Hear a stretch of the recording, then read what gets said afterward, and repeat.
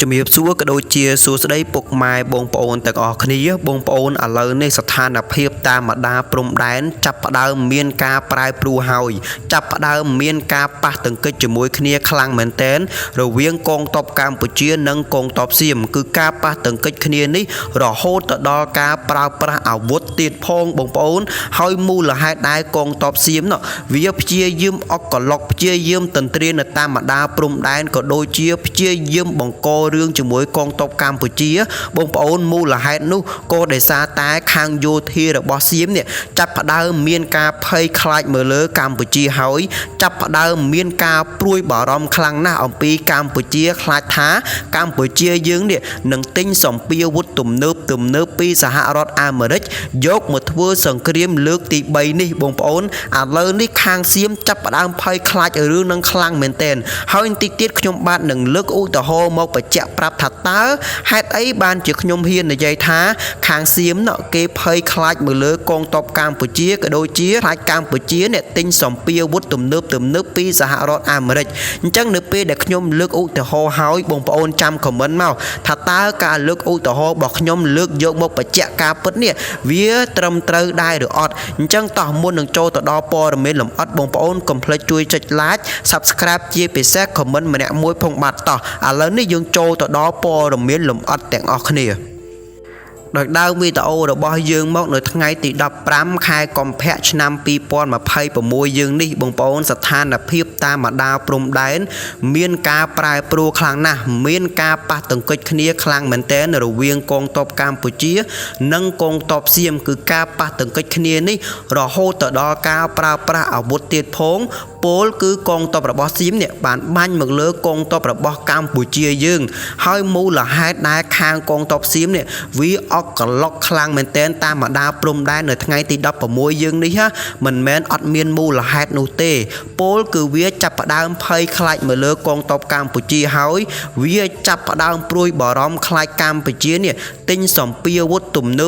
បពីសហរដ្ឋអាមេរិកយកមកបាញ់កងទ័ពសៀមយកមកទម្លាក់លើក្បាលពួកអាចោរសៀមហើយឥឡូវនេះគឺវាចាប់ផ្ដើមព្រួយបារម្ភភ័យខ្លាចនៅរឿងមួយនេះខ្លាំងណាស់មូលហេតុនោះក៏ដោយសារតែកាលពីថ្ងៃទី15ខែកុម្ភៈឆ្នាំ2026យើងនេះកាលពីម្សិលមិញនេះបងប្អូននាយករដ្ឋមន្ត្រីរបស់ប្រទេសកម្ពុជាបានជិះយន្តហោះទៅប្រជុំក្រុមសន្តិភាពដែលបានដឹកនាំដោយប្រធានាធិបតីដូណាល់ត្រាំបងប្អូនអញ្ចឹងនៅពេលដែលយោធារបស់ថៃនេះបានដឹងដំណឹងថានាយករដ្ឋមន្ត្រីរបស់កម្ពុជាជិះយន្តហោះទៅសហរដ្ឋអាមេរិកដើម្បីប្រជុំក្រុមសន្តិភាពដឹកនាំដោយប្រធានាធិបតីដូណាល់ត្រាំភ្លាមគឺវាចាប់ផ្ដើមភ័យខ្លាចខ្លាំងមែនទែនគឺវាភ័យខ្លាចថាកម្ពុជានេះបន្ទាប់ពីប្រជុំក្រុមសន្តិភាពហើយកម្ពុជានឹងទិញសម្ភារវុធពីសហរដ្ឋអាមេរិកនោះក៏ដោយសារតែអីដោយសារតែខាងសហរដ្ឋអាមេរិកគឺគេបានបើកភ្លើងខៀវមកឲ្យកម្ពុជាហើយនៅពេលដែលកម្ពុជាចូលជាសមាជិកសន្តិភាពនិងភ្លាមគឺខាងសហរដ្ឋអាមេរិកបើកភ្លើងខៀវឲ្យកម្ពុជាថាបើកម្ពុជាអ្នកត្រូវការសម្ភារវុធទំនើបគឺសហរដ្ឋអាមេរិកនឹងលក់ឲ្យទៅកម្ពុជាភ្លាមតែម្ដងមិនរងចាំខែមិនរងចាំឆ្នាំទេគឺរងចាំតែអាទិត្យតែប៉ុណ្ណោះគឺមួយអាទិត្យទៅពីរអាទិត្យអាវុធនឹងដឹកជញ្ជូនមកដល់ប្រទេសកម្ពុជាភ្លាមតែម្ដងនេះគឺជាការបើកភ្លើងខៀវរបស់សហរដ្ឋអាមេរិកមកឲ្យកម្ពុជាហេតុផលទាំងអស់នឹងហើយបានធ្វើឲ្យខាងប្រទេសថៃ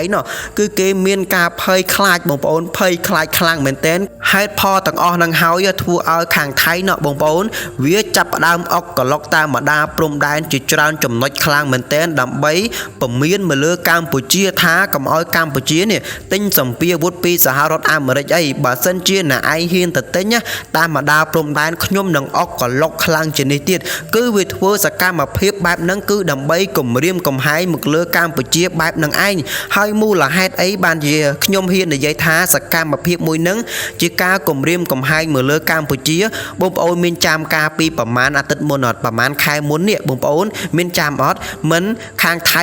គ្រាន់តែដឹងដំណឹងថាកម្ពុជាចូលជាសមាជិកសន្តិភាពភ្លាមបងប្អូនខាងថៃគឺវាដឹកជញ្ជូន រថក្រោះដឹកជញ្ជូនឡានដឹកជញ្ជូនអាវុធធនធ្ងន់ដែលមានឈ្មោះថា DTI ធនចូលមកក្នុងទឹកដីកម្ពុជាច្រើនខ្លាំងមែនទែនគឺវាចង់បង្ហាញពមៀនមកលើកម្ពុជាថាកុំឲ្យធ្វើអីតែផ្ដេសតែផ្ដាស់បងប្អូននឹងមកចោតគ្រាន់តែដឹកសម្ភារអាវុធក៏ដូចជារថក្រោះនិងទាហានជាច្រើនចូលមកក្នុងទឹកដីកម្ពុជាភ្លាមគឺនាវាចម្បាំងរបស់សហរដ្ឋអាមេរិកដែលមានឈ្មោះថា USS ដែលជានាវាចម្បាំងបំពាក់ទៅដោយបច្ចេកវិទ្យាទំនើបជាច្រើនហ្នឹងចូលមកចតនៅលើកំពង់ផែរបស់កម្ពុជាគ្រាន់តែនាវាចម្បាំង USS របស់សហរដ្ឋអាមេរិកចូលមកចតភ្លាមប្រទេសថៃបងប្អូនចាប់ផ្ដើមស្លភ្នែកចាប់ផ្ដើមព្រួយបារម្ភចាប់ផ្ដើមខ្លាចនាំគ្នារត់បាត់ជើងសូព្រាតនាំគ្នាបញ្ជូនទ័ពក៏ដូចជាដឹកសម្ភារអាវុធដែលខ្លួនបានដឹកចូលមកក្នុងទឹកដីកម្ពុជានេះបញ្ជូនទៅប្រទេសខ្លួនឯងវិញភ្លាមតែម្ដងដោយសារតែបងប្អូនដឹងហើយធម្មតាទេតែនាវាចម្បាំង USS ស្ថិតនៅទីកន្លែងណាច្បាស់ណាស់ផ្កាយរណបរបស់សហរដ្ឋអាមេរិកគេនឹងចាប់មើលឃើញមកជុំវិញទីតាំងនឹងតែម្ដងថាតើតំបន់ទាំងអស់ហ្នឹងជាតំបន់អីហើយតំបន់ទាំងអស់ហ្នឹងមានសម្ពាធអាវុធអីខ្លះដែលបានដឹកចូលមកក្នុងទឹកដីរបស់កម្ពុជាយើងហេតុផលទាំងអស់ហ្នឹងបានខាងសៀមវាចាប់ផ្ដើមដកទ័ពក៏ដូចជាភ័យខ្លាចនឹងរត់អញ្ចឹងបងប្អូនត្រង់ចំណុចមួយហ្នឹងបងប្អូនមានអារម្មណ៍មួយថាវាដូចគ្នាអត់នៅពេលដែលកម្ពុជាចូលជាសមាជិកគឺខាងសៀម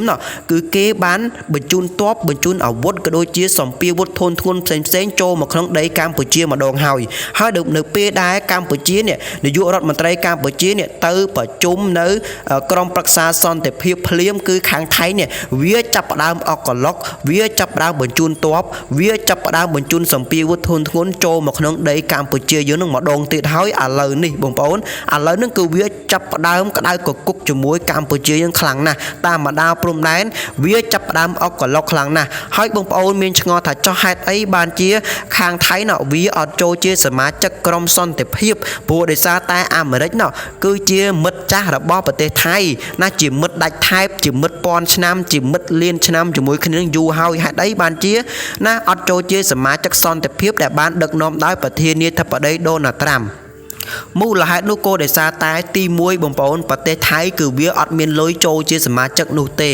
មូលហេតុក៏ដោយសារតែអាស៊ាននេះគឺវាបានចាយលុយទិញសម្ភារអាវុធពីចិននឹងអស់អាលេងហើយវាទិញសម្ភារអាវុធពីចិននឹងអស់រាប់លានដុល្លារហើយបងប្អូនដឹងមកអត់ចិនហើយនិងសហរដ្ឋអាមេរិកបងប្អូនប្រហែលជាដឹងហើយគឺជាប្រទេសមួយដែលមានសង្គ្រាមត្រជាក់សង្គ្រាមបច្ចេកវិទ្យាណាសង្គ្រាមបច្ចេកវិទ្យានឹងតាំងពីដើមមកហើយអត់ដែលត្រូវគ្នានោះទេហើយនៅពេលដែលថៃនេះដែលជាមិត្តភក្តិជិតដិតរបស់សហរដ្ឋអាមេរិកមិនទិញសម្ភារអាវុធពីសហរដ្ឋអាមេរិកបែរជាទៅទិញសម្ភារអាវុធពីចិនវិញបងប្អូនគិតមើលថាតើសហរដ្ឋអាមេរិកនេះខឹងទៅលើប្រទេសថៃអត់ណាខឹងទៅលើប្រទេសថៃអត់ហេតុអីបានជាប្រទេសថៃនេះអ្នកឯងជាមិត្តភក្តិខ្ញុំបែរជាទៅទិញសម្ភារអាវុធពីខាងគេវិញបងប្អូនដឹងមកអត់គ្រាន់តែសហរដ្ឋអាមេរិកនេះដឹងដំណឹងថាប្រទេសថៃបានទិញសម្ភារអាវុធជាច្រើនខ្លាំងមែនទែនពីប្រទេសចិនប៉ុន្តែมันបានទិញសម្ភារអាវុធទាំងអស់ហ្នឹងពីសហរដ្ឋអាមេរិកគឺសហរដ្ឋអាមេរិកនេះមានការខឹងសម្បាទៅកាន់ប្រទេសថៃខ្លាំងមែនទែនក៏ដូចជាដាក់កំហិតទៅលើពាណិជ្ជកម្មទៅលើប្រទេសថៃយ៉ាងធ្ងន់ធ្ងរតែម្ដងប៉ុន្តែបងប្អូនសហរដ្ឋអាមេរិកក៏គេបានទុកផ្លូវមួយទៅឲ្យប្រទេសថៃដែរដើម្បីឲ្យប្រទេសថៃនេះងាករេមកកាន់សហរដ្ឋអាមេរិកវិញគឺប្រធានាធិបតីដូណាល់ត្រាំនេះបានបង្កើតនៅក្រុមប្រឹក្សាសន្តិភាពមួយហើយក៏បានផ្ញើលិខិតនឹងទៅកាន់ប្រទេសថៃនឹងមុនគេបន្ទាប់មកប្រទេសវៀតណាមបន្ទាប់មកប្រទេសឡាវបន្ទាប់មកប្រទេសកម្ពុជាចំណែកឯអ្នកដែលចូលជាសមាជិកមានប្រទេសវៀតណាមនិងប្រទេសកម្ពុជាក៏ដូចជាប្រទេសឡាវផងដែរប៉ុន្តែបងប្អូនផ្ទុយទៅវិញគឺប្រទេសថៃនេះគឺអត់បានឆ្លើយតបទៅប្រធានាធិបតីដូណាល់ត្រាំនោះទេថាតើចូលឬក៏មិនចូលគឺអត់បានឆ្លើយតបនោះទេអញ្ចឹងត្រង់ចំណុចហ្នឹងខ្ញុំចង់សួរទៅប្រទេសថៃថាចុះហេតុអីបានជាអ្នកឯងនេះមិនចូលជាសមាជិកសន្តិភាពដែលដឹកនាំដោយប្រធានាធិបតីដូណាល់ត្រាំទៅមិនអត់ទុកចិត្តមិត្តភក្តិខ្លួនឯងឬក៏យ៉ាងម៉េចអានេះជាពាក្យសម្ដីខ្ញុំ ចង់សួរបងប្អូនហើយមូលហេតុដែរខាងសៀមនៅវាមិនចូលជាសមាជិកហ្នឹងបងប្អូនទី1ខាងសៀមវាអត់មានលុយទេចំណែកចំណុចទី2បងប្អូនជាចំណុចសំខាន់ខ្លាំងបំផុតគឺបើសិនជាខាងសៀមនេះចូលជាសមាជិកសន្តិភាពជាមួយសហរដ្ឋអាមេរិកខាងសៀមត្រូវតែដោះដៃចេញពីចិនអញ្ចឹងបើសិនជាដោះដៃខាងសៀមនឹងខាត់ធ្ងន់ធ្ងរដូចគ្នាបងប្អូនខាត់ធ្ងន់ធ្ងរដូចគ្នាដោយសារតែមករយៈក្រោយនេះគឺខាងសៀមនេះបានបង្កើតពាណិជ្ជកម្មដ៏ធំមួយជាមួយប្រទេសចិនហើយបានទិញសម្ភារវុធជាច្រើនខ្លាំងមែនទែនពីប្រទេសចិនណាអញ្ចឹងនៅពេលដែលខាងប្រទេសថៃនេះចូលជាសមាជិកសន្តិភាពភ្លាមគឺប្រទេសថៃអត់អាចទិញគ្រឿងបន្លាស់ជាច្រើនផ្សេងពីប្រទេសចិនបាននោះទេបងប្អូនសម្ភារវុធបើសិនជាអត់មានគ្រឿងបន្លាស់នឹងចប់តែម្ដងបងប្អូនគឺទិញមកបានតែ3 4 5ឆ្នាំនឹងខូចនៅពេលដែលខូចអត់មានគ្រឿងបន្លាស់ទុកចោលក៏វែងចោលអញ្ចឹងឧទាហរណ៍ថាសម្ភារវុធមួយហ្នឹងផលិតនៅក្នុងប្រទេសចិនអញ្ចឹងប្រទេសផ្សេងបងប្អូនភាគរយតិចណាស់ដែលមានគ្រឿងបន្លាស់ហ្នឹងគឺភាគច្រើនគឺមានលក់តែប្រទេសដែលគេបានលក់សម្ភារវុធឲ្យយើងតែប៉ុណ្ណោះអញ្ចឹងបងប្អូនគិតមើលទៅខ្ញុំឧទាហរណ៍ថាប្រទេសថៃនេះមានសម្ភារវុធ 100% អញ្ចឹង 50% ជារបស់សហរដ្ឋអាមេរិក 50% ទៀតជារបស់ចិនហើយអា 50% ជារបស់សហរដ្ឋអាមេរិកហ្នឹងគឺខាងថៃនោះគឺគេបានទិញយូរហើយដូចជា10ឆ្នាំមុន5 10ឆ្នាំមុនមកម្ល៉េះប៉ុន្តែសម្ភារវុធ 50% ដែលទិញមកពីចិននេះគឺទើបតែទិញយកមកអញ្ចឹងបងប្អូនគិតមើលទៅបើសិនជាបងប្អូនជាថៃវិញថាតើបងប្អូនគួរតែជ្រើសយកមួយណាជ្រើសយកសហរដ្ឋអាមេរិកឬមួយក៏ជ្រើសយកចិនហើយឥឡូវនេះគឺបានបង្ហាញយ៉ាងច្បាស់តែម្ដងថាប្រទេសថៃនេះវាបានងាកក្បាលចូលទៅខាងចិនហើយវាលែងងាកក្បាលចូលទៅប្រធានាធិបតីដូណាល់ត្រាំក៏ដូចជាងាកក្បាលទៅសហរដ្ឋអាមេរិកទៀតហើយហេតុផលទាំងអស់នឹងហើយបងប្អូនហេតុផលទាំងអស់នឹងហើយបានវាចាប់ផ្ដើមភ័យខ្លាចថាកម្ពុជាទិញសម្ភារវុធពីសហរដ្ឋអាមេរិកនោះក៏ដោយសារតែដូណាល់ត្រាំមានការអន់ចិត្តខាងសហរដ្ឋអាមេរិកមានការមិនពេញចិត្តទៅលើប្រទេសថៃអញ្ចឹងបើសិនជាអញមិនពេញចិត្តប្រទេសហែងហើយអញនឹងផ្គត់ផ្គង់សម្ភារវុធមកឲ្យកម្ពុជាដើម្បីពមៀនទៅលើហែងម្ដងកុំឲ្យហែងហ្នឹងផ្កើនខ្លាំងពេកកុំឲ្យហែងហ្នឹងចេះតែដើរក្បត់គេខ្លាំងពេកអញ្ចឹងអាខាងថៃយោធាថៃវាចាប់ផ្ដើមភ័យខ្លាចនៅចំណុចមួយហ្នឹងបងប្អូនបានវាเนี่ยចាប់ផ្ដើមបង្ករឿងហេតុផ្សេងនៅតាមបណ្ដាព្រំដែនដើម្បីពមៀនកម្ពុជាថាអ្នកឯងកុំទិញសម្ភារវុធពីសហរដ្ឋអាមេរិកអីអ្នកឯងកុំទិញបើសិនជាអ្នកឯងទិញខ្ញុំនឹងធ្វើការអុកក្លុកតាមបណ្ដាព្រំដែនហ្នឹងគុណទ្វេដងតែម្ដង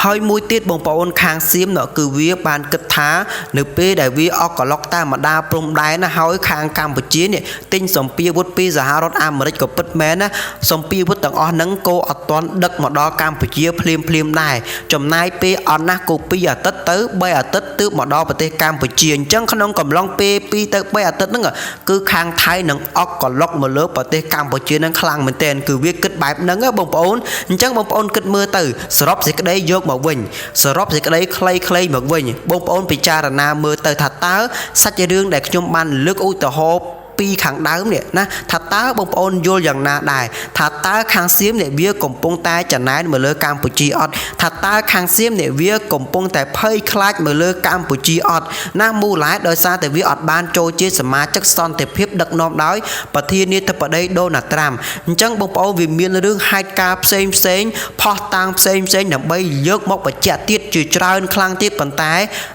ចំណេះដឹងរបស់ខ្ញុំវាមានកម្រិតបងប្អូនអញ្ចឹងការនិយាយស្ដីរបស់ខ្ញុំក៏ទៅតាមចំណេះដឹងរបស់ខ្ញុំដែរក៏ទៅតាមកម្រិតរបស់ខ្ញុំដែរអញ្ចឹងបងប្អូនកុំភ្លេចបញ្ចេញមតិយោបល់ម្នាក់មួយមកថាតើបងប្អូនយល់យ៉ាងណាដែរចំពោះព័ត៌មានមួយនេះបងប្អូនមួយទៀតបងប្អូនភ្លេចប្រាប់បងប្អូនអាឡែលើកឧទាហរណ៍មកបញ្ជាក់ប៉ុន្តែភ្លេចនិយាយអំពីស្ថានភាពតាមបណ្ដាព្រំដែនបែបលម្អិតប្រាប់បងប្អូនការប្រយុទ្ធមិញនេះនៅថ្ងៃទី16គឺកងទ័ពរបស់សៀមបានបើកការបាញ់ប្រហារមកលើកងទ័ពរបស់កម្ពុជាយើងប៉ុន្តែការបាញ់ប្រហារមួយនេះគឺកងទ័ពរបស់កម្ពុជាអត់មានការរងរបួសនោះទេដូចជាគេប្រាប់ដំណឹងមកគឺបាញ់ចំនួន2គ្រាប់បងប្អូនបាញ់ចំនួន2គ្រាប់មកលើកងទ័ពកម្ពុជាយើងបងប្អូននឹងមិនអត់នៅពេលដែលបានបាញ់ភ្លាមគឺខាងយោធារបស់សៀមគឺគេបានចោទប្រកាន់មកលើកងទ័ពរបស់កម្ពុជាថាកងទ័ពរបស់កម្ពុជាបានបាញ់វាយប្រហារទៅលើកងទ័ពរបស់គេប៉ុន្តែធៀបពិត គឺខាងគេនោះទេដែលជាអ្នកបាញ់ប្រហារមកលើកងទ័ពរបស់យើងហើយមួយទៀតបងប្អូនលុះពេលព្រឹកឡើងនៅម៉ោង 6 រហូតមកដល់ម៉ោង 5 ល្ងាចយើងហ្នឹងគ្រប់ចំណុចទាំងអស់តាមបណ្ដាព្រំដែនគឺខាងកងទ័ពសៀមវាព្យាយាមដើរចូលដីខ្មែរខ្លាំងមែនទែនព្យាយាមឈូសឆាយចូលខ្លាំងមែនទែនព្យាយាមដាក់របងលុះចូលខ្លាំងមែនទែនប៉ុន្តែត្រូវកងទ័ពរបស់យើងនេះរាំងស្កាត់មិនឲ្យវាដាក់របងលុះក៏ដូចជាណាឈូសឆាយបន្តទៀតនោះទេបងប្អូនហើយនឹងឯងបងប្អូនគឺស្ថានភាពតាមបណ្ដាព្រំដែនមានតែប៉ុណ្្នេះទេហើយជាចុងក្រោយបងប្អូនកុំភ្លេចទៅសេពាក្យជូនពរទៅវរៈកងទ័ពរបស់យើងម្នាក់មួយផងក៏ដោយសារតែបងប្អូនដឹងស្រាប់ហើយតាមបណ្ដាព្រំដែនឥឡូវនេះចាប់ផ្ដើមមានការប្រែប្រួលខ្លាំងណាស់ចាប់ផ្ដើមមានការប៉ះទង្គិចគ្នាបតាហើយខ្ញុំបាទមានតែប៉ុណ្្នេះទេជាចុងក្រោយខ្ញុំបាទអធិស្ឋានខ្លាំងមែនទែនរកពាក្យសម្ដីដែលនិយាយទៅខុសនិយាយទៅមិនល្អសម្លេងទៅមិនល្អនោះក៏ដោយសារតែអ្នកចិត្តខាងរបស់ខ្ញុំនេះចាប់ផ្ដើមបំពងសម្លេងចាប់ផ្ដើមច្រៀងចាប់ផ្ដើមអាឡៃអាឡូពេញនឹងហើយបងប្អូនអញ្ចឹងហើយធ្វើឲ្យរំខានក្នុងការ record ធ្វើឲ្យសម្លេងរបស់ខ្ញុំនេះនិយាយទៅគឺអត់មូលទេអធិស្ឋានអារម្មណ៍ខ្ញុំនិយាយខុសទៀតហើយអារម្មណ៍របស់ខ្ញុំនេះនិយាយទៅគឺអត់មូលនោះទេអញ្ចឹងនិយាយទៅចេះតែខុសនិយាយទៅចេះតែមិនល្អអញ្ចឹងខ្ញុំសង្ឃឹមថាបងប្អូននឹងយោគយល់នៅចំណុចមួយនេះអញ្ចឹងខ្ញុំបាទសូមជម្រាបលាជួបគ្នានៅវីដេអូក្រោយៗទៀតអរគុណបាយបាយ